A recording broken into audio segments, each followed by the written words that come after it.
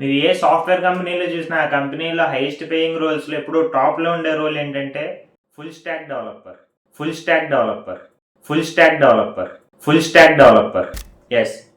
Full stack developer.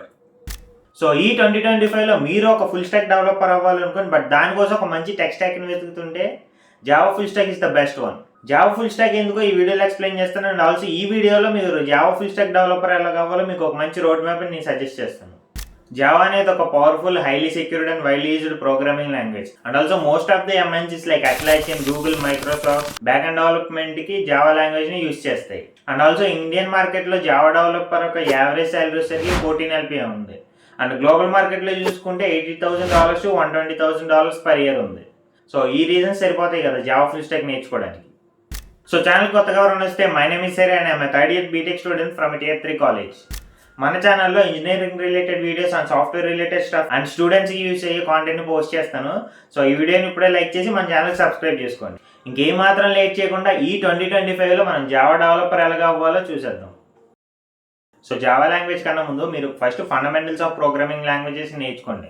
Away variables, data types, functions, conditional statements and loops. మీరు ఏ programming లాంగ్వేజెస్ని చూసుకున్నా just మారేది ఒక సింటాక్స్ మాత్రమే. ఈ ఫండమెంటల్స్ అన్ని సేమ్ ఉంటాయి. సో మీరు ఒక వీక్ అంతా ఈ కాన్సెప్ట్స్ నేర్చుకోండి అండ్ దెన్ మీరు జావా లాంగ్వేజ్ స్టార్ట్ చేయండి.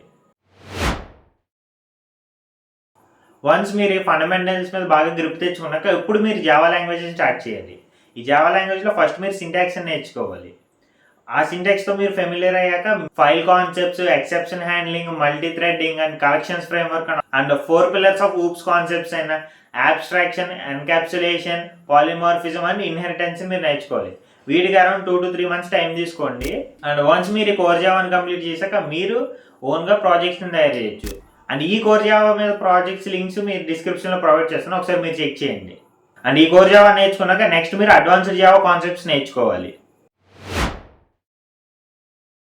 అండ్ ఈ అడ్వాన్స్డ్ జావాలో మీరు స్ప్రింగ్ బూట్ నేర్చుకోవాలి.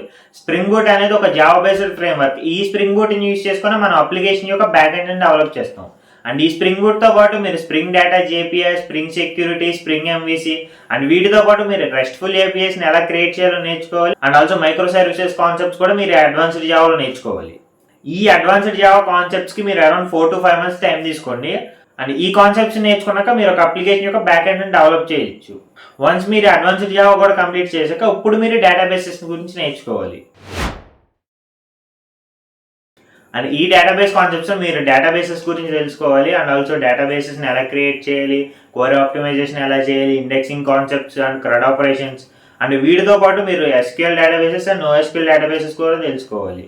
SQL డేటాబేస్లో మీరు PostgreSQL కానీ MySQL కానీ నేర్చుకోండి. అండ్ ఆల్సో NoSQL డేటాబేసెస్లో మీరు MongoDB నేర్చుకోండి. వీటికి మీరు 2 months కానీ ఎక్కువ టైం తీసుకోవద్దు. అండ్ నెక్స్ట్ మీరు ఫ్రంట్ ఎండ్ గురించి నేర్చుకోవాలి.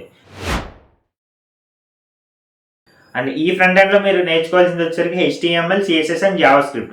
అండ్ వీటితో పాటు React JS నేర్చుకుంటే ఫ్రంట్ ఎండ్కి సరిపోతుంది. అండ్ ఈ ఫ్రంట్ ఎండ్ కూడా మీరు 2 months కానీ ఎక్కువ టైం తీసుకోవద్దు. అండ్ ఈ పాటికే మీరు back end, database and front end complete చేస్తుంటారు కాబట్టి మీరు ఒక ఫుల్ సైజ్ అప్లికేషన్ క్రియేట్ చేయగలరు. అండ్ వీటితో పాటు మీరు గిట్ అండ్ గిట్ హబ్ గురించి తెలుసుకోవాలి. ఈ గిట్ అనేది ఒక వర్షన్ కంట్రోల్ సిస్టమ్. అండ్ ఈ గిట్ని యూజ్ చేసుకుని మనం డెవలపర్స్తో కొలాబరేట్ అవ్వచ్చు. అండ్ ఆల్సో ఒకే ప్రాజెక్ట్ మీద మీరు వర్క్ చేయొచ్చు. అండ్ ఈ స్టేజ్కి వచ్చేసరికి మీరు ఒక అప్లికేషన్ డెవలప్ చేయడం నేర్చేసుకొని ఉంటారు. అండ్ ఇప్పుడు మీరు క్రియేట్ చేసిన అప్లికేషన్ డిప్లాయ్ చేయడం నేర్చుకోవాలి. ఈ డిప్లాయ్మెంట్కి మీరు కంటైనర్స్ గురించి నేర్చుకోవాలి. ఆ కంటైనర్సే డాకర్ ఆర్ క్యూబర్నెటిస్. మీరు ఏదో ఒక కంటైనర్ నేర్చుకోవాలి. సో ఈ డిప్లాయ్మెంట్కి మీరు క్లౌడ్ ప్లాట్ఫామ్స్ అయినా AWS కానీ, మైక్రోసాఫ్ట్ Azure కానీ నేర్చుకుంటే ఇంటర్వ్యూస్లో మీకు మంచి అన్ఫేర్ అడ్వాంటేజ్ అవుతుంది. అండ్ వీటితో పాటు మీరు గిట్హబ్ యాక్షన్స్ అండ్ జెన్కిన్స్ గురించి కూడా మీరు నేర్చుకోవాలి. ఈ డిప్లాయ్మెంట్కి మీరు 1 month కన్నా ఎక్కువ టైం తీసుకోవద్దు. అండ్ వీటికి రీసెర్చ్ వచ్చేసరికి నేను డిస్క్రిప్షన్లో ప్రొవైడ్ చేస్తాను, ఒకసారి డిస్క్రిప్షన్ చెక్ చేయండి. అండ్ ఇప్పుడు మీరు డిప్లాయ్ చేసిన అప్లికేషన్ని టెస్ట్ చేయాలి. సో మీరు యూనిట్ టెస్టింగ్ కోసం JUnit నేర్చుకోండి. అండ్ ఆల్సో మీరు క్రియేట్ చేసిన APIస్ని టెస్ట్ చేయడం కోసం పోస్ట్మ్యాన్ టూల్ యూస్ చేయండి. అండ్ ఆల్సో UA టెస్టింగ్ కోసం సెలీనియం టూల్ని యూస్ చేయండి. సో మీరు ఇక్కడ దాకా నేర్చుకుంటే మీరు ఒక అప్లికేషన్ క్రియేట్ చేసి డిప్లాయ్ చేయగలరు. అండ్ నెక్స్ట్ మన స్టెప్ వచ్చేసరికి project building and portfolio. Once మీరు స్కిల్స్ అన్ని నేర్చుకున్నాక మీరు ఒక ఫుల్ సైజ్ అప్లికేషన్ని డెవలప్ చేసి డిప్లాయ్ చేయగలరు. సో ఈ స్కిల్స్ అన్ని నేర్చుకున్నాక మీరు ఇప్పుడు ప్రాజెక్ట్స్ బిల్డ్ చేయాలి. ఫర్ ఎగ్జాంపుల్ మీరు ఒక e-commerce వెబ్సైట్ని క్రియేట్ చేయొచ్చు. ఆర్ఎల్స్ మీరు ఒక social media application like Instagram clone create చేయొచ్చు. లేకపోతే మీరు ఒక micro services based application create చేయగలరు. అండ్ ఇలాంటి ప్రాజెక్ట్స్ని బిల్డ్ చేసి ఆ ప్రాజెక్ట్స్ని మీ రెజ్యూమ్లో యాడ్ చేసుకుంటే ఇంటర్వ్యూలో మిమ్మల్ని హైర్ చేసుకునే ఛాన్సెస్ బాగా పెరుగుతాయి. సో ఈ స్కిల్స్ నేర్చుకోవడానికి రిసోర్సెస్ అన్ని నేను మన డిస్క్రిప్షన్లో ప్రొవైడ్ చేస్తాను, ఒకసారి మీరు వెళ్ళి చెక్ చేయండి. So this is the video about how to become a Java developer in 2025. So ఈ వీడియోకి అయితే ఇంతే. ఈ వీడియో నచ్చితే ఈ వీడియోని లైక్ చేసి మన ఛానల్కి సబ్స్క్రైబ్ చేసుకొని ఈ వీడియోని మీ ఫ్రెండ్స్తో షేర్ చేయండి. సో ఇలాంటి మంచి మంచి వీడియోస్తోనే మేము ముందుకు వస్తుంటాను.